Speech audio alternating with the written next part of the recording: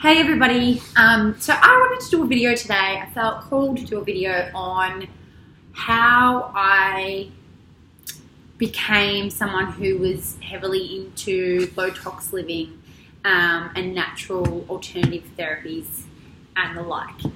So I obviously I studied osteopathy, which is an alternative or complementary medicine, and I guess the process of looking into that obviously began in high school. But to be honest, I chose that profession purely because I knew I wanted to help people and I was active and I was really looking at it from like a sports kind of perspective and being able to heal injuries and stuff like that. I wasn't looking at the side of it that was helping people heal from all different types of issues. Okay, so what I would actually say is the biggest turning point for me was when my dad was diagnosed with melanoma cancer, metastatic melanoma cancer. So we had a little bit of a shock 3 years prior to this, which was about 2011, and Dad, like very, very much just off the cuff, was just kind of mentioned irrelevantly that Dad had a melanoma removed. Now, I was studying at the time and I knew that was serious, but the way that it was delivered to us kids was like, it's all taken care of, dust our hands, he's fine. And so I think back to that and I think, God, why didn't I kind of kick up a fuss a bit more about the seriousness of that diagnosis and having one of those removed? But, hindsight, and I was young. Fast forward 3 years where Dad had been put off going to see a doctor for a long time because he was sick and he was just pushing through it. He went through some testing. He had a lump in his armpit, in his lymph node, which was biopsied, discovered that it was melanoma cancer. And it was found to be predominantly in his liver, in the spine of his back, his lymph nodes. Obviously, it had begun as a skin cancer on his back that was removed. So it had spread to several different locations. Now, the shock of that diagnosis, I can just still remember just not even... just shock. Didn't comprehend how could this happen to my dad, who just has always been such a strong, robust, healthy man. I never remember him missing a day of work for being sick or, thinking about it now, he just pushed through. He always just pushed through, didn't listen to his body. So thank God at that time, my sister was studying naturopathy still, or maybe she just finished. Gosh, I don't even know. So that was in 2014 and he was diagnosed in June. I got the call. I'd missed a call. I was in an exam and called Mum back and found out that Dad had been given that diagnosis. So I was in Melbourne. So I pretty much packed up, came home straight away, and I actually didn't even defer any of my exams or anything. I don't even know how that happened, but I managed to get through those mid-semester, mid-year exams. Anyway, went home and, I love how we came together as a family at that time and we openly discussed the options together and what Dad was going to do. And ultimately it was Dad's choice and it came down to what he wanted to do.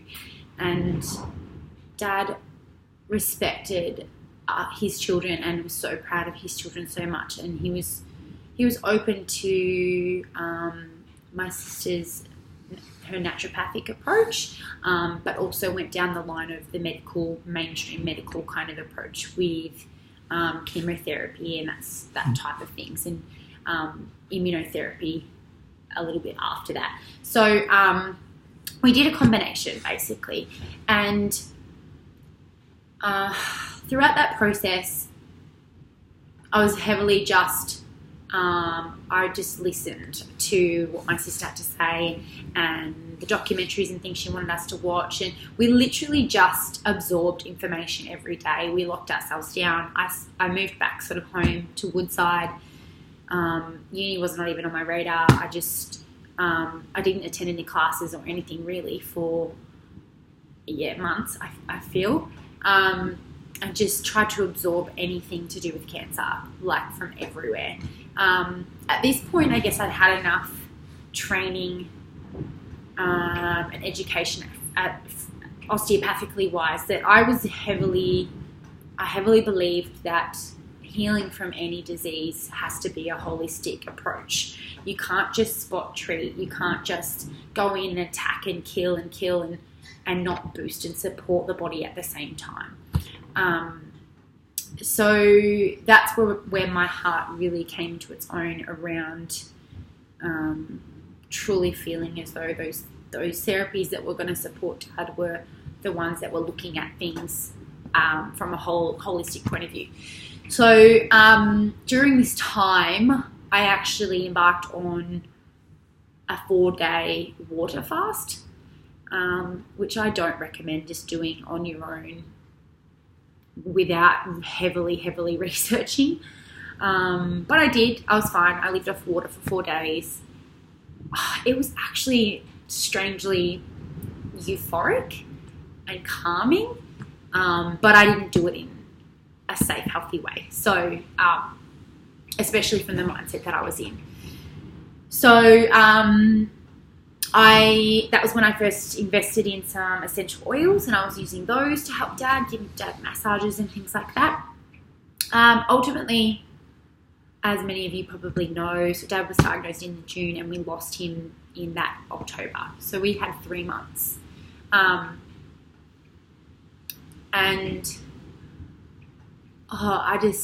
It's a blur. Like, that time seemed like forever, but also we didn't get a chance to stop and catch our breath, and it was too, as anyone who's lost someone special to them will say, it's too soon, it's too quick. There's never enough time to prepare, there's never enough time to say goodbye. And the reality of it was that I, even when Dad was unconscious at the end, and not there with us really, I still was holding on hope that he was going to make it through. And